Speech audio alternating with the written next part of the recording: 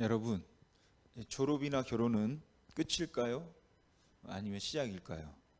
아마 졸업하면 우리는 시작이라는 인상보다는 끝났다는 인상이 훨씬 더 큰 것 같습니다. 왜냐하면 이제 졸업이 그 다음의 삶과 그렇게 연관이 되어 있다고 생각하지 않기 때문이기도 하고, 또 인생을 하나의 흘러가는 과정으로 보기보다는 끊어진 단위들의 연결이라고 보기 때문이죠. 여러분, 졸업이나 결혼은 이전의 삶의 마감과 동시에 새로운 삶의 시작을 알리는 것입니다. 결혼하기 전까지 또 졸업하기 전까지는 결혼식과 졸업식이 굉장히 또 중요한 의미가 있지만, 마치고 나면 전혀 다른 삶의 방식이 기다리고 있다라는 거죠. 그렇다고 그 예식이 의미가 없냐? 그렇다고는 할 수는 없습니다. 왜냐하면 그 전혀 다른 삶의 방식은 바로 시작을 의미하고 또 끝을 의미하는 졸업 혹은 결혼이라는 그 시점에서 비롯되기 때문에 이제 그런 거죠. 물론 똑같다고 말을 할 수는 없겠지만 믿음도 비슷한 면이 있지 않을까 생각합니다. 믿는다고 말하면 믿음은 끝이면서 또한 동시에 시작입니다. 신학적으로 우리가 회심이라고 이야기할 때 회심을 이루는 두 개의 요소는 믿음과 회개입니다. 사람이 진심으로 회심을 하려면 회개해야 하고 믿어야 한다는 것이죠. 그래서 회개란 끝을 말하고 또 믿음은 시작을 말한다고 할 수 있습니다.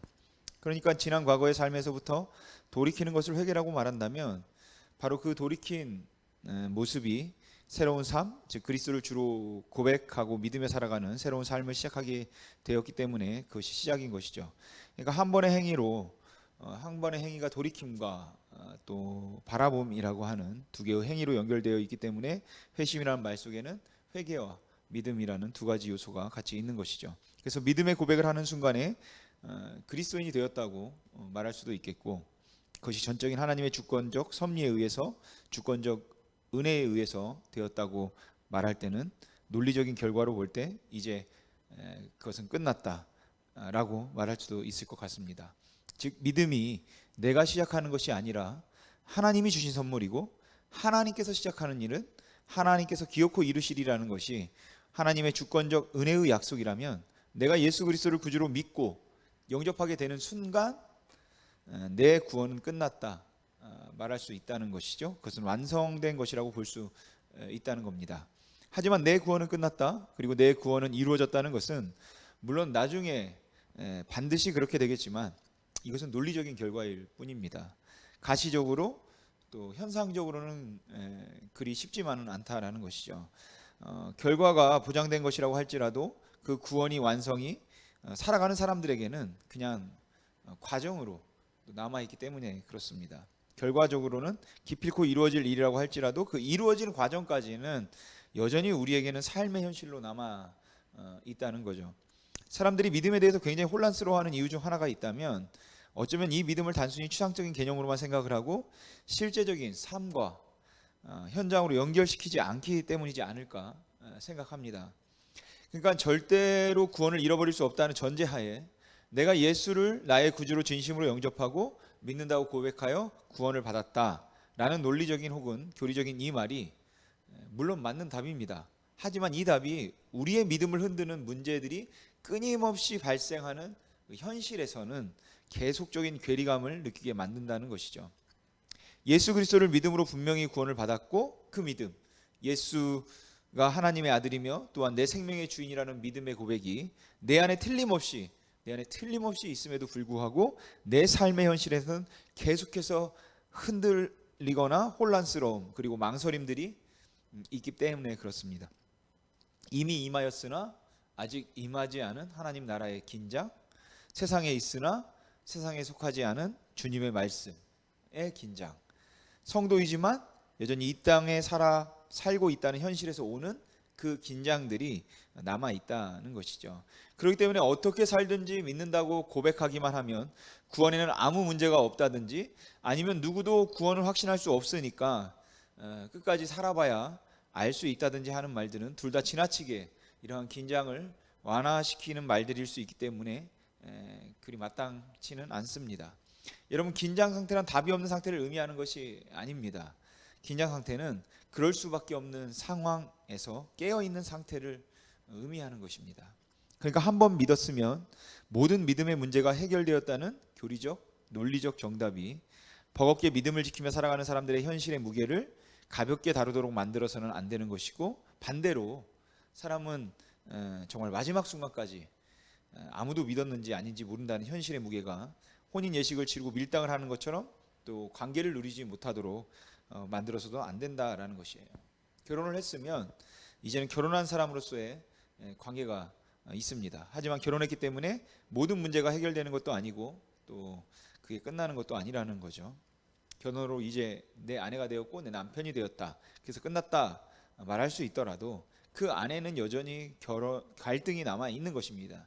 그러나 반대로 그 갈등 때문에 그 현실의 무게들 때문에 정말로 결혼에 대한 의심을 하는 것 또한 문제가 있지 않냐는 것이에요.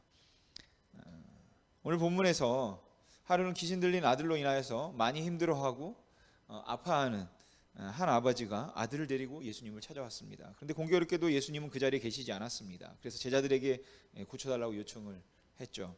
그리고 제자들은 그 아이를 고치기 위해서 귀신을 쫓아내려고 무진 애를 썼습니다.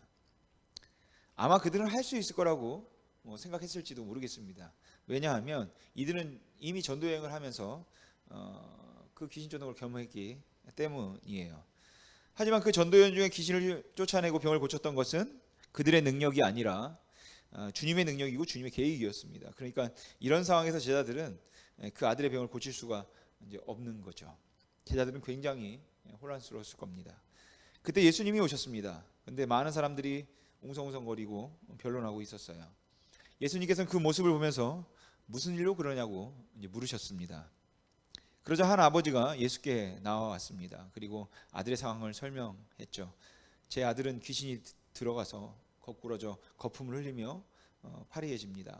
그리고 귀신이 자꾸만 물속에 아이를 집어던져서 죽이려고 합니다. 그리고 예수님께 물었습니다. 무엇을 하실 수 있거든 우리를 불쌍히 여기사 도와주시옵소서. 근데 여러분, 무엇을 하실 수 있거든 이라고 말한 이유가 그 제자들에게 요청을 했지만 제자들은 했는데 안 됐잖아요. 그래서 도와줄 수 없었기 때문이라면, 이 무엇을 할 수 있거든 이라는 말은 두려움과 실패를 경험하고 난 후에 가질 수 있는, 이미 한번 경험했으니까 그렇기 때문에 가질 수 있는 합리적 의심이라고 볼 수도 있습니다. 아니면 그냥 단순한 불신과 의심을 말하는 것이 아니라 이미 여러 방법을 썼었겠죠. 아들 고치기 위해서. 그래서 많은 상처를 가지고 있는 자기 보호적인 말일지도 모르죠. 철저하게 의존을 해야 하기는 하지만 혹시 아니라고 할 경우, 안 될 경우에 내가 상처를 덜 받기 위해서 혹시 할 수 있거든 이라는 말을 하고 있는 거죠. 뭐 이 두 경우도 아니라면 하실 수 있거든 이라는 말은 예의를 갖춘 아주 정중한 부탁일 수도 있을 것 같습니다. 혹시 할 수 있거든, 예수님 혹시 괜찮으시다면 이라는 정중한 예의를 갖춘 말일 수도 있겠죠. 여러분, 점잖음을 가정한 강요는 제법 많습니다. 저에게 누군가 연락을 해서 목사님 혹시 괜찮으시다면 이라고 말을 하면 그 괜찮으시면 이라고 말을 할 때 이제 잘 알아들어야 하죠. 왜냐하면 그때 제가 안 괜찮아서 못 해드리겠는데요 라고 하면 굉장히 상처를 받을 수도 있기 때문이죠. 그리고 그 상처를 받는 이유 중에 하나는 내가 괜찮으시면 이라고까지 말했는데 라는 거죠. 우리는 기도하면서 주님, 제가 이 모든 것을 구합니다. 하지만 주님의 뜻이 아니면 주님의 뜻대로 하옵소서 기도를 하면 그것이 정말로 주님의 뜻에 순종하겠다는 의지적 고백일 수도 있지만, 주님 앞에 주님의 뜻대로 해 주시옵소서라고 했던 고백이 어떻게 보면 주님이 하도록 만드는, 강요하기 위한 점잖음일 수도 있다는 겁니다. 나중에 정말 주님의 뜻대로 나를 그 직장에 가지 못하게 하거나, 아니면 주님의 뜻대로 일이 잘 안 풀리게 하거나, 또 주님의 뜻대로 그 여자를 만나지 못하게 해서 결혼을 할 수 없게 된다면 굉장히 이제 실망하죠. 내가 주님의 뜻대로 하시옵소서라고까지 기도했는데 그래도 안 들어주시다니 하면 굉장히 섭섭하게 이제 생각할 수도 있다는 것이죠. 저는 이 아버지가 무슨 의도에서 할 수 있거든 이라고 말했는지는 잘 모르겠습니다. 그게 자기 보호였는지 아니면 합리적인 의심이었는지 혹은 예의를 갖춘 강요였는지, 아무튼 그는 예수님 앞에 할 수 있거든 우리를 불쌍히 여겨서 도와주옵소서라고 말했죠. 근데 예수님의 대답은 뜻밖이었습니다. 할 수 있거든이 문제였어요. 할 수 있거든이 무슨 말이냐? 믿는 자에게는 능히 하지 못할 일이 없느니라. 그러면 여기에 믿는 자라고 하는 것은 누구를 가리키는 것일까요? 누구의 믿음을 가리키는 것일까에 대해서 학자들의 의견은 이제 분분한데, 믿는 자에게 능치 못함이 없다고 했을 때 이 믿음이 아버지의 믿음을 의미한다고 보는 사람도 있고, 아들의 믿음을 의미한다는 사람도 있고, 제자들의 믿음을 의미한다고 이제 보는 사람들도 있습니다. 또 어떤 사람들은 예수님의 믿음을 가리킨다 이렇게 말하기도 합니다. 그러니까 제자들이 믿음이 없기 때문에 병을 고치지 못한 것이라서 믿는 자에게는 능치 못함이 없다는 것은 그 제자들이 믿었으면 고칠 수 있었다는 의미인지, 아니면은 내가 충분히 믿음을 가지고 있지 않았기 때문에 제자들이 고칠 수 없었던 거야. 내가 믿음이 없어서 그런 거야. 내 아들이 믿음이 없어서 그런 거야 라는 아버지의 믿음을 의미하고 있는 것인지, 아니면 믿는 자라는 말이 예수님을 가리키는 것이라서 예수님에게는 능치 못함이 없다는 말을 의미하고 있는 것인지 분명하지 않다는 것이죠. 반드시 고쳐줄 것이라는 그 아버지의 확신을 말하는 걸까요? 아니면 믿음이라는 것이 나는 반드시 고칠 수 있다는 그 예수님의 믿음을 의미하는 걸까요? 그렇지 않다면 예수님을 온전히 의지할 수 있는 그런 예수님에 대한 신뢰, 이것을 의미하는 걸까요? 저는 개인적으로 이 문맥상 여기서 말하는 믿는 자에게라는 그 믿음이 예수님을 향한 아버지의 신뢰, 아버지의 믿음을 의미하지 않을까라는 생각을 하기는 하는데, 달리 생각할 수도 있다고도 볼 수 있을 것 같습니다. 그리고 할 수 있거든이 무슨 말이냐? 믿는 자에게는 능히 하지 못할 일이 없다. 이 말씀을 듣자 아버지는 당황한 듯이 말합니다. 내가 믿나이다. 나의 믿음 없음을 도와주소서. 처음에 이 아이의 어려운 상황을 도와달라고 부탁을 했는데, 이번에는 이제 믿음 없음을 도와달라고 부탁을 하는 거죠. 여러분, 내가 믿으니까 나의 믿음 없음을 좀 도와주십시오. 이 말은 믿음 없음 혹은 좀 불안한 마음, 의심, 여지를 가진 합리적 의심이라 할지라도 그 의심의 마음을 가지고 할 수 있거든이라고 말을 해서 마음이 예수님 상하셨다면, 주님의 마음이 상하셨다면 제발 용서하시고 도와주세요. 주님, 제가 분명히 믿습니다. 그러니까 제발 좀 고쳐주세요 라는 의미로 말했다고 보기는 어렵습니다. 그러니까 지금 주님께서 언짢아 하신 거죠. 할 수 있거든이 뭐야? 내가 뭐 그 정도밖에 안 되냐? 야, 무슨 그 정도 믿음 가지고 병을 고치려고 그래? 된다고 믿어야 병을 고치는 거지.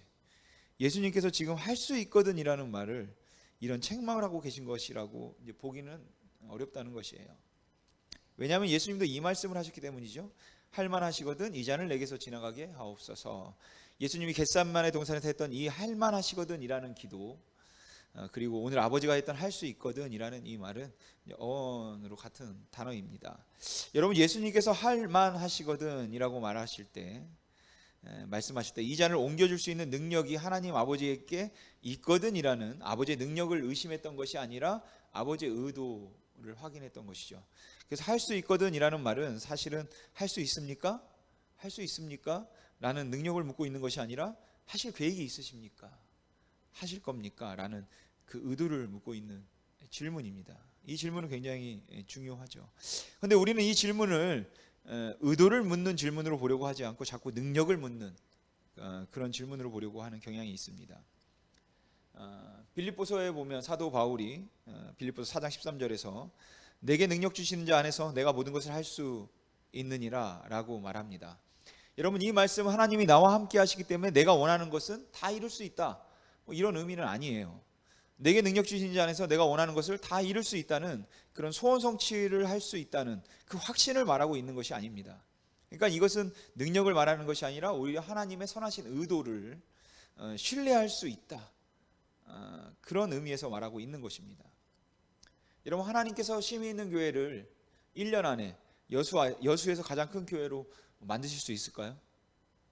하나님께서 여러분들이 지금 처한 상황에서 가장 좋은 일들을 연결시키시고, 여러분들이 지금 기도를 시작하면 3개월 안에 여러분들의 자녀들이 결혼 문제, 직장 문제, 여러 가지 관계의 문제들이 다 해결될까요? 그렇게 하실까요? 충분히 하실 수 있습니다.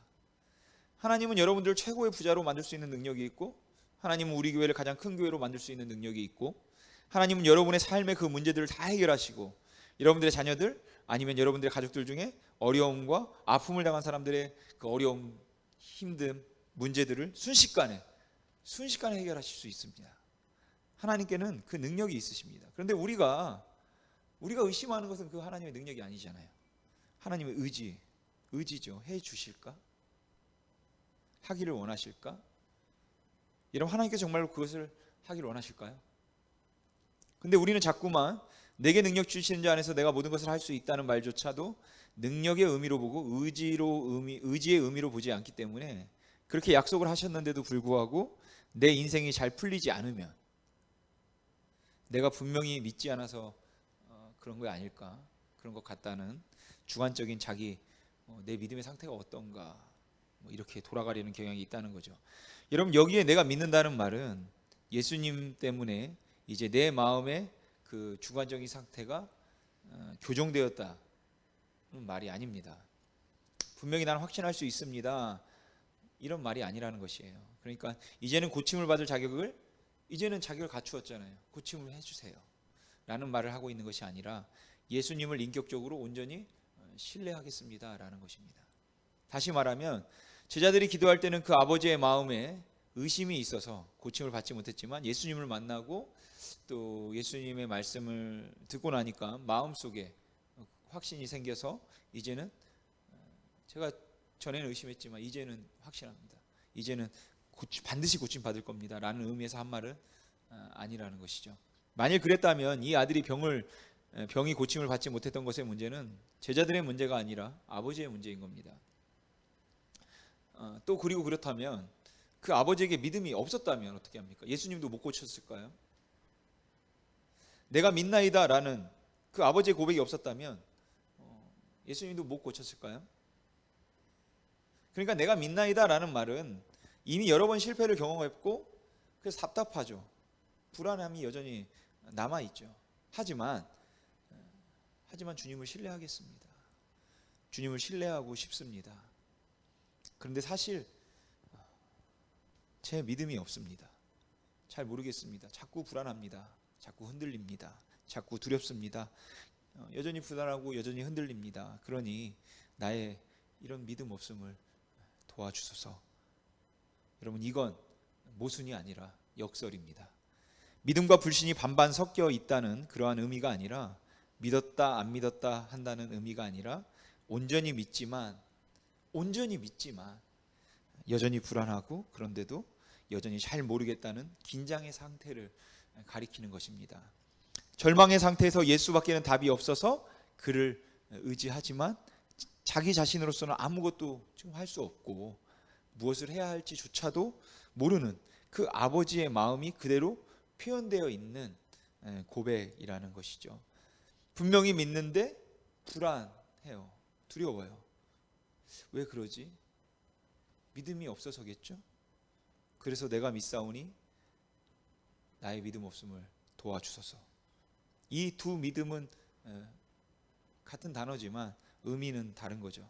하나는 시작을 의미했다면 다른 하나는 과정을 의미한다고 말할 수도 있을 것 같아요. 왜냐하면 믿는다는 말은 이제 내가 믿나이다, 이제 신뢰한다는 말이고, 믿음이 없음을 도와달라는 말은 계속 배워가고 의지해 가겠다는 신뢰의 과정을 말한다고 볼 수 있기 때문에 그렇습니다.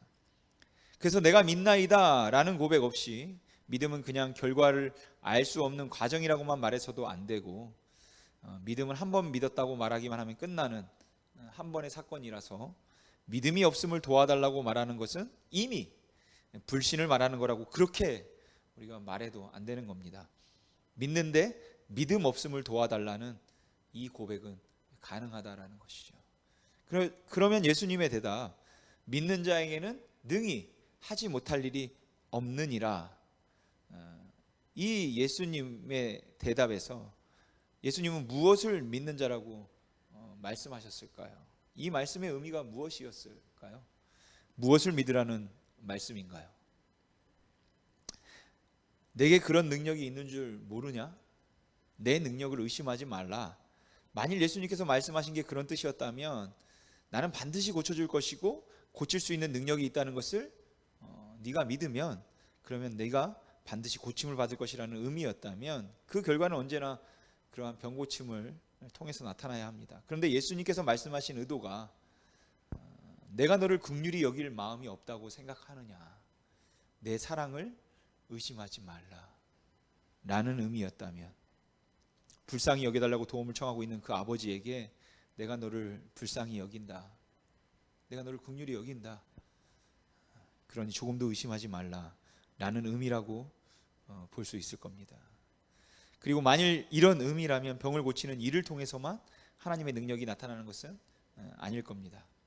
다시 말해서 예수님께서 믿음을 가진 사람은 못할 것이 없다는 공식을 말하거나 아니면 믿음을 가진 사람을 위해서는 못해줄 것이 없다는 그러한 의미보다는 믿음을 가진 사람들에게는 불가능이 없다는 것을, 믿음을 가진 사람은 예수님이 하실 수 있는 일에 어떤 제한도 두지 않는다라는 의미로 말한 거라면, 그 불가능이 없다는 말의 의미는 언제나 병고침을 통해서만 나타나는 것을 의미하지는 않는다는 것이죠.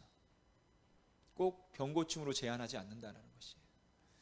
그리고 이것은 바울이 이미 고백한 대로입니다.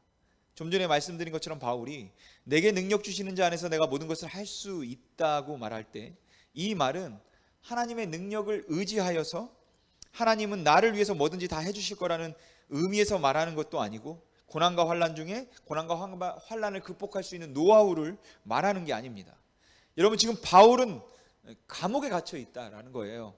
그럼 그가 그 고통 가운데, 고난 가운데 있으면서 나는 비천에 처할 줄도 알고 풍부에 처할 줄도 알아, 모든 일, 배부름과 배고픔과 풍부와 궁핍에도 처할 줄 아는 일체의 배결을 배웠노니 내게 능력 주시는 자 안에서 내가 모든 것을 할 수 있다 라고 고백한 거죠. 그러니까 이 말은 그가 자족하는 법을 배워서 그 모든 상황, 지금 감옥에 있는 상황, 그 고난 상황에서 예수 그리스도의 주대심, 그것을 나는 인정할 수 있고, 또한 그 예수 그리스도께서 나를 향한 하나님의 계획과 주권 가운데 내 삶을 인도하고 계신 것을 나는 모든 상황, 그게 형통일지 그게 망함일지 알 수 없지만 그 모든 상황에서 인정할 수 있다. 그 하나님을, 그 예수 그리스도를 정말 철저하게 신뢰할 수 있다는 것입니다.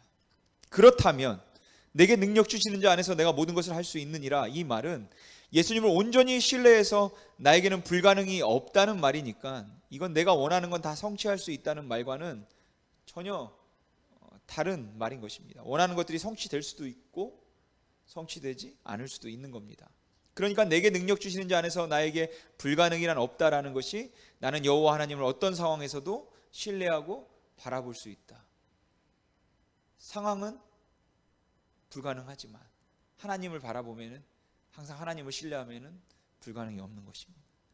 이렇게 말한다면 내게 능력 주시는 자 안에서 믿는 자에게는 능치 못함이 없다는 이 말씀을 통해서 정말 중요한 것은 변화된 가치관, 그리고 이양된 주권의 문제인 것이죠. 여러분, 주어진 현실의 고통을 제가 결코 가볍게 여겨서 이 말씀을 드리는 것이 아닙니다. 힘들죠. 바울도 감옥에 있는 그게 즐거웠겠습니까? 얼마나 괴롭고 힘들었겠습니까? 하지만 그리스도인들에게는 궁극적으로 신뢰해야 하는 것이 있다는 것입니다. 그리고 그 궁극적인 관심 때문에 현실의 고난 가운데도 긴장이 있는 거죠. 여러분, 오늘 그 아버지의 고백, 내가 믿나이다처럼 정말로 예수님을 신뢰할 수 있습니까? 그래서 하나님의 선하심을 신뢰할 수 있으십니까? 여러분, 이 하나님의 선하심, 하나님의 그 사랑의 확증으로 예수님이 십자가에서 죽으셨습니다. 그래서 비록 고난 중에 있을지라도 하나님은 나를 사랑하시고 하나님께서 함께 하시고 기어코 견디게 하실 거리라는 확신은 우리의 심령에서, 우리의 어떤 확고한 마음에서 비롯되는 것이 아니라, 우리의 행위에서 비롯되는 것이 아니라 바로 예수 그리스도의 그 행위를 통해서만 확증되고 확인되는 것입니다. 여러분, 능히 하지 못할 일이 없다는 말은 하나님께서 그를 위해 못해줄 것이 없다는 말이죠. 근데 이 말은 내가 원하는 것은 다 들어준다는 말과는 전혀 다른 의미입니다. 왜냐하면 내가 내 아들을 위하여 못해줄 것이 없다는 말은 그를 위하여 최선의 것을 줄 수 있고 가장 좋은 길로 인도해 줄 수 있다는 의미지, 그 아들이 원하는 것은 뭐든지 해줄 수 있다는 의미일 수는 없기 때문에 그래요. 여러분, 부모의 경우는 자식을 위해서 뭐든지 해주고 싶습니다. 그런데 하지 못하죠. 왜냐하면 첫째는 자식이 원하는 대로 하지 않는 이유가 단순히 자식의 원함이 언제나 최선이 아니라는 사실 때문이죠. 그리고 두 번째는 뭐겠습니까? 그보다 더 중요한 거, 최선이라 할지라도, 그게 정말 좋은 길이라 할지라도 부모에게는 능력이 없어서 못합니다. 능력이 안 될 경우가 있어요. 그러나 하나님은 다르시죠. 하나님께서는 그 능력이 있으세요. 전능. 그럼에도 불구하고 우리의 원함대로 해주지 않으시죠. 그럼에도 하나님께서 너를 위하여 무엇이든지 다 해줄 수 있다고 말씀하시는 것은 우리에게 가장 최선을 해줄 수 있다는 그 확실함 때문입니다. 그리고 믿는 자에게 능히 하지 못할 일이 없다는 이 말씀, 이 약속의 성취는 예수 그리스도의 죽으심과 부활을 통해서 완성되었고 확증되었다고 믿습니다. 우리를 위해 십자가에 죽으시고 그리고 우리를 위하여서 부활하셨고 우리로 하여금 영원한 하나님 나라의 자녀와 백성이 되게 하신 그 주님께서 오늘 우리에게 말씀하십니다. 믿는 자에게는 능히 하지 못할 일이 없느니라. 그런데 변화되지 않는 가치관에서는 그 말의 의미가 그럼 내가 원하는 건 다 뭐든지 다 들어주시겠네요. 그러면 내가 최고가 될 수 있겠네요. 라고 말할 수 있을 겁니다. 하지만 우리는 그렇게 말할 수 없지 않습니까? 무엇이든지 다 할 수 있기 때문에, 무엇이든지 다 할 수 있기 때문에 내가 잘 되기 위해서 정말 이웃의 손해와 이웃이 망하기를 구할 수 있습니까? 이 교회의 부흥을 위해서 주변에 있는 교회들이 다 문을 닫기를 우리가 원할 수 있냐는 것입니다. 여러분, 하나님의 뜻과 원함을 거슬려서라도 내가 형통하고 내가 잘 될 수 있기를 정말 원할 수 있으십니까? 어쩌면 내가 성공하기 위한 그러한 마음이 나중에 시간이 지나고 나면 어떤 사람들에게는 아픔이거나 또한 상처를 준 사건이었을 가능성도 있을 텐데 상관없을까요? 그럴 수 없죠.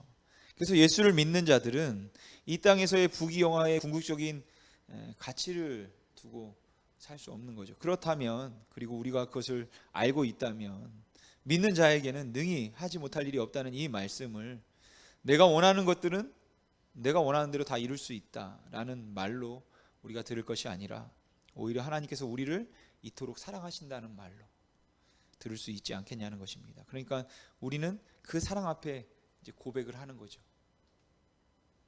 내가 믿나이다. 하나님, 내가 그 사랑 믿습니다. 그런데 나의 믿음 없음을 어떤 때는 흔들려요. 도와주십시오. 여러분, 믿음이라는 것을 단순히 지적인 동의 정도로 생각한다면, 아니면 믿음이라는 것을 된다 말하는 일종의 확신이라고 생각하거나 자기의 그 변하지 않는 마음 정도로 생각한다면 믿으면 믿는 것이고 안 믿으면 안 믿는 거지, 믿음 없음을 도와달라, 믿으니까 믿음이 없음을 도와달라, 이 말은 이해하기 어려운 겁니다. 하지만 믿음이라는 것을 인격적인 신뢰로 여긴다면, 분명히 믿는데도 실천하지 못해서, 믿음이 우리의 삶 속에서 제대로 적용되지 않아서 믿지 못하는 것 같은 그 복잡한 마음의 상태를 이해할 수 있는 거죠. 믿었다 안 믿었다 하는 것이 아니라 분명히 믿는데도 안 믿는 것 같은 그 심리적 불안함이 있고 흔들림이 있다는 거예요. 그리고 그러한 흔들림이 심리적인 불안 때문일 수도 있겠고, 아니면 끊임없이 우리에게 다가오고 몰아치는 외적인 환경일 때문일 수도 있습니다. 여러분, 우리가 신앙생활을 하면서 아마 이런 마음 들어보셨을 것입니다. 분명히 믿는데 왜 이렇게 마음이 불안하지? 분명히 믿는데 왜 점점 힘든 일만 생기는 거지? 왜 이렇게 나에게는 어려운 일이 많이 생기는 거죠? 하나님께 의문을 가질 수도 있죠. 제가 너무 믿음이 없어서 그런 건 아닐까요? 그래서 본인에게 믿음이 없다, 이런 결론을 내려요. 분명히 믿는데 믿음이 없다는 거죠. 그럼 거기에 대고 믿는데 믿음이 없다니요? 그건 모순이잖아요. 이렇게 말해야 할까요? 저는 믿음이란 원래 그런 거예요. 이렇게 말해드리고 싶고, 그러니까 흔들리는 중에도 믿는 바를 굳게 붙드시기 바랍니다. 그렇게 권해주고 싶습니다. 여러분, 그건 위선에서 비롯된 모순이 아니라 긴장에서 비롯된 역설입니다. 여러분, 우리는 주님 앞에 우리의 문제를 해결해 달라고, 고쳐달라고 말하고, 주님께서는 내가 너를 위해 죽었다 이렇게 말씀하십니다. 우리는 하나님 너무 힘들어요, 하나님 제 문제 좀 해결해 주십시오 라고 말하고, 주님께서는 궁극적으로 우리에게 아무것도 걱정하지 마, 내가 너를 위해 죽었다 말씀하십니다. 이게 동문서답입니까? 여러분, 믿는 자에게는 능히 하지 못할 일이 없다는 이 말은 소원을 성취할 수 있는 노하우를 가르쳐 주시는 말씀이 아니라 위대한 사랑의 선언인 것입니다. 믿는 자에게는 능히 하지 못할 일이 없다는 말씀을 우리가 들을 때에 내가 원하는 건 다 이루어지겠구나 생각해서 그것이 다 이루어지지 못했을 때 오는 그러한 서운함과 섭섭함보다는 오히려 이 말씀을 하신 우리 주님의 마음, 내가 너를 얼마나 사랑하는지 내가 알기를 원한다 라는 말씀으로 우리가 들을 수 있었으면 좋겠습니다. 할 수 있거든이 무슨 말이냐, 믿는 자에게는 능히 하지 못할 일이 없다. 여러분, 예수님께서는 이것을 죽음과 부활을 통해 바로 이 말씀을 여러분 성취하셨습니다. 그래서 믿는 자에게는 능히 하지 못할 일이 없다는 말씀은 바로 그 사랑의 위대한 선언인 것입니다. 복음서에서는 예수님께서 병을 고쳐주시고 귀신을 쫓아내신 사건들을 통해서 궁극적으로 하고자 하셨던 말씀은 어떻게 하면 병이 낫는가, 그 노하우가 아니라 내가 너를 위해 함께 살다가 너를 위해 죽었고 너를 위해 다시 살았다. 이것이 복음서에서 그 모든 사건들을 통해서 하고 싶은 말입니다. 그리고 믿는 자에게 능히 하지 못할 일이 없다는 이 말씀을 저와 여러분들이 이렇게 들을 수 있으면 좋겠습니다. 그리고 그 말씀 앞에 주여 내가 여기 믿나이다, 나의 믿음 없음을 도와주소서 라는 우리의 반응이 주님의 은혜를 붙들고 그 나라를 바라보며 살겠다는 믿음의 고백. 주님 믿어요, 근데 흔들려요, 그러니까 주님 도와주세요. 그 은혜가 아니면 살 수 없다는 그 믿음의 고백이었으면 좋겠습니다. 그래서 그런데 왜 내가 원하는 대로 안 되죠? 믿는 자에게는 능치 못함이 없다고 분명 말씀하셨는데 나는 분명히 믿는데 왜 내가 원하는 대로 안 되고 왜 여전히 고난이 내 삶에 있는 거죠? 라고 말하기보다 주님 정말 그렇게 날 사랑하셨네요 라고 말할 수 있으면 저는 주님의 마음을 우리가 헤아릴 수 있지 않을까 생각해 봅니다. 믿는 자에게는 능히 하지 못할 일이 없다는 말씀을 통해서 주님 거짓말 마십시오, 나 너무 힘들어 죽겠는데 뭐 아무것도 해준 것도 없으면서 뭐 그렇게 말합니까? 우리가 그렇게 말하기보다 주님 정말 그렇게 사랑하셨어요? 정말 그렇게까지 저를 사랑하셨습니까? 이렇게 고백할 수 있고 그 주님의 마음을 볼 수 있다면 지금 우리가 현재 처해 있는 상황이 뭐 어렵고 힘들고 답답하고 뭐 할지라도 우리는 이길 수 있습니다. 근데 우리가 견딜 수 있고 극복할 수 있음은 우리의 믿음 때문이 아니죠. 우리의 믿음 때문이 아니라 하나님의 선하심 때문입니다. 예수 그리스도의 신실하심 때문에 우리는 고난 가운데서 견디고 살아야 할 만한 이유를 찾아내는 것이지, 내가 믿는다는 그 주관적 나의 믿음의 상태 때문에 그리고 나의 그 행위 때문에, 공적 때문에 내가 그런 확신을 가지고 세상을 이겨낼 수 있는 것은 아니라는 겁니다. 주님께서 여러분들의 문제를 해결해 주실 수도 있습니다. 분명 해결해 주실 수도 있습니다. 하지만 어쩌면 꽤 긴 시간 동안을 많이 힘들어하면서 아프게 또 살아가야 할지도 모르겠습니다. 그런 여러분들에게 주님께서 오늘도 말씀하십니다. 할 수 있거든이 무슨 말이냐, 믿는 자에게는 능히 하지 못할 일이 없느니라. 우리가 이 말을 내가 너를 위해 죽었다, 그만큼 너를 사랑하는데 내가 뭘 못하겠느냐 하는 말로 들을 수 있기를 주님의 이름으로 소망합니다. 기도하겠습니다.